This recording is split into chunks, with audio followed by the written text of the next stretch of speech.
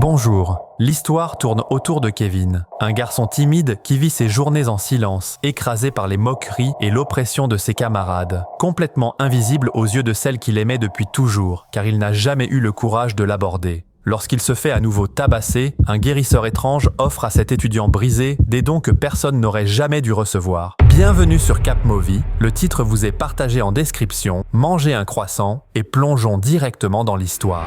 Kevin, un lycéen timide, se rend dans un magasin pour acheter de la nourriture. En sortant, il croise son amour de collège, Dominique, et son amie Sarah. Bien que Dominique semble s'intéresser à lui, Kevin est trop timide pour lui parler. Kevin souffre d'un trouble de l'alimentation qui l'oblige à se nourrir d'objets non alimentaires. Quelques brutes de l'école, Nelson, Red, Tony et Brad le surprennent et commencent à se moquer de lui.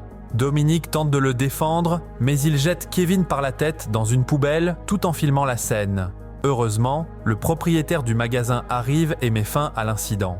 De retour à l'école, les troubles alimentaires de Kevin semblent s'aggraver. Il vit dans une caravane avec sa mère, Bernice. Nous rencontrons également Radek, qui pratique une sorte de rituel. Plus tard, un médecin rend visite à Kevin et lui conseille de consulter un spécialiste, car son problème est d'ordre mental et non physique. Pendant ce temps, Flügger, le vieil homme aperçu au début du film, convainc un groupe de personnes qu'il peut guérir n'importe quelle maladie avec ses mains et à prix flatteur. Une femme souffrant d'un problème à la jambe accepte d'être soignée et Flügger place sa main sur son genou.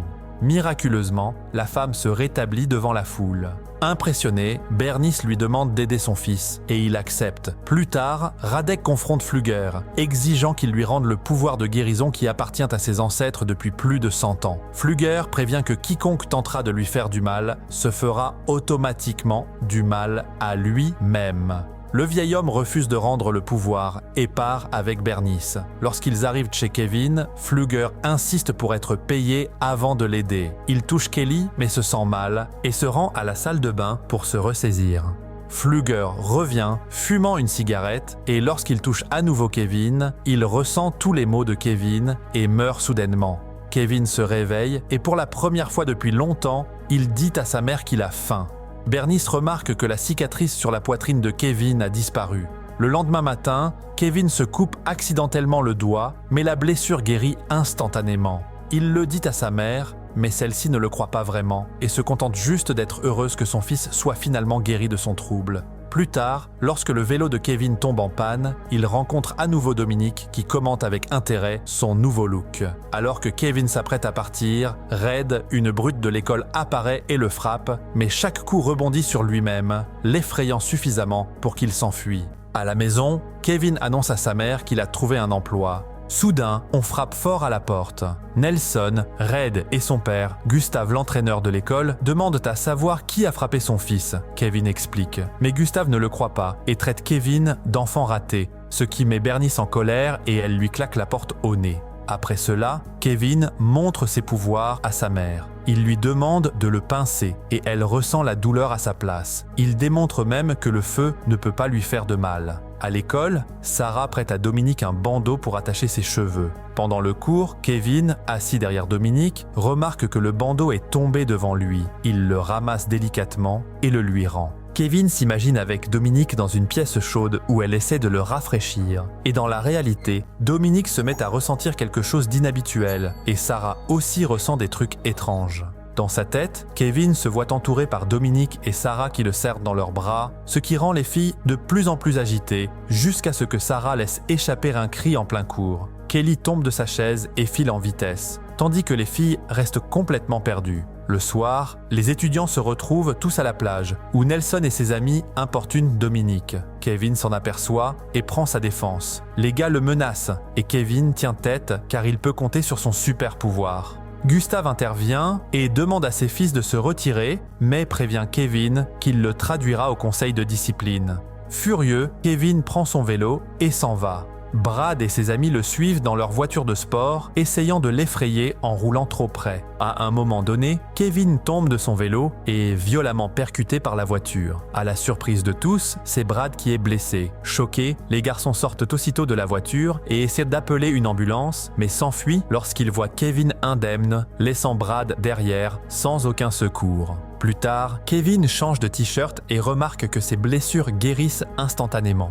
Dominique et Sarah tombent sur la voiture, laissée au bord du chemin, et aperçoivent Kevin, sans la moindre trace de blessure. Ils leur racontent toute l'histoire. La police débarque avec Bernice, la maman de Kevin, et le shérif pose des questions au groupe qui affirme à tort que Kevin a volontairement causé l'accident en se mettant en travers de la route.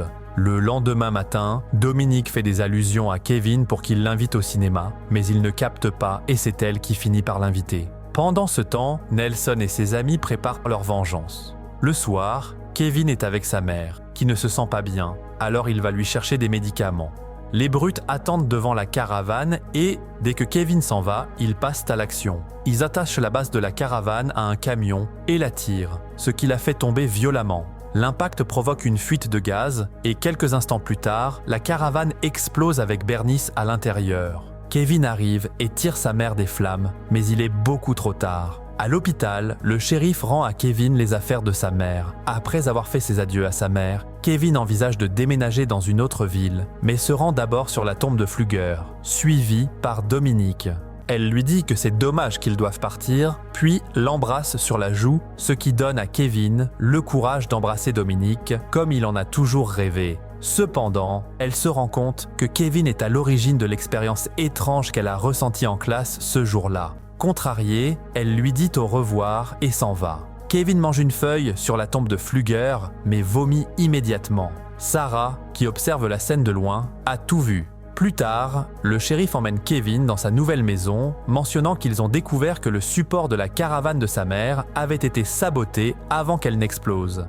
À ce moment-là, Kevin voit les hommes responsables de la mort de sa mère passer à toute vitesse devant eux. Furieux, ils sautent de la voiture. Le groupe se dirige vers la rivière où Brad saute dans l'eau. Kevin trouve ses vêtements, saisit un morceau de sa chemise et utilise son pouvoir pour le faire couler. Nelson tire Brad vers la rive, mais il est trop tard. Red s'enfuit et Kevin s'apprête à affronter le prochain, mais le shérif arrive, obligeant Kevin à se replier. Ce soir-là, il va voir Dominique et lui confie ses projets de vengeance, mais elle le persuade de forcer les gars à avouer plutôt que de chercher à se venger. Le lendemain, à l'école, Kevin se moque de Tony pour susciter sa colère. Son plan fonctionne et le garçon lui jette des produits chimiques, mais finit par se brûler le visage lui-même. Sarah donne à Kevin un coup de pied entre les jambes, et pour la première fois, elle expérimente ce que l'on ressent lorsqu'on est frappé à cet endroit. Kevin s'apprête à affronter Nelson, mais le shérif arrive pour aider Tony, ce qui permet à Kevin de s'éclipser. Ce soir-là, Sarah dit à Nelson qu'elle a vu Kevin manger ces étranges feuilles, réalisant qu'elles pourraient être son point faible. Ils décident de ramasser des feuilles sur la tombe de Flugger. Le lendemain matin, Gustave entraîne Nelson. Pendant ce temps, le shérif trouve la chaîne utilisée pour démolir la caravane de Bernice et confronte les deux hommes. Kevin se faufile dans leur camion, trouve une perceuse et mange un sous-vêtement. Nelson tient le conteneur avec les feuilles malveillantes, mais Kevin utilise rapidement la perceuse pour se blesser, forçant Nelson à avouer la vérité. Le shérif tente de calmer Kevin en lui avouant qu'il est au courant des pouvoirs qu'il a reçus. Dominique arrive au moment où Gustave tente de surprendre Kevin, mais il se retrouve au sol. Nelson riposte et pulvérise le liquide sur Kevin, ce qui l'étouffe, mais Dominique le nettoie rapidement. Gus s'empare de l'arme du shérif et vise Kevin, mais lorsqu'il appuie sur la gâchette, il se tue lui-même ainsi que son fils Nelson. Dominique et le shérif persuadent ensuite Kevin de rendre le pouvoir. Cette nuit-là, Radek prépare un rituel pour le récupérer, mais Kevin a gardé le pouvoir trop longtemps, ce qui le rend impossible à enlever sans le tuer. Kevin essaie de filer, mais un policier le touche par erreur, blessant aussi Dominique. Avant de partir pour de bon, Dominique lui souffle de ne pas lâcher son pouvoir. Kevin réalise qu'à cause de son pouvoir, trop de personnes souffrent autour de lui et décide que ce pouvoir disparaîtra avec lui. Il absorbe le cœur de Flugger, ressentant toute la souffrance qu'il a vécue, puis s'éteint aux côtés de Dominique. Plus tard, pendant qu'on emporte leur corps, Dominique ouvre brusquement les yeux, désormais porteuse du pouvoir, un regard de vengeance se lisant dans ses yeux. C'est la fin du film. Likez si vous avez aimé et à très bientôt pour un prochain résumé.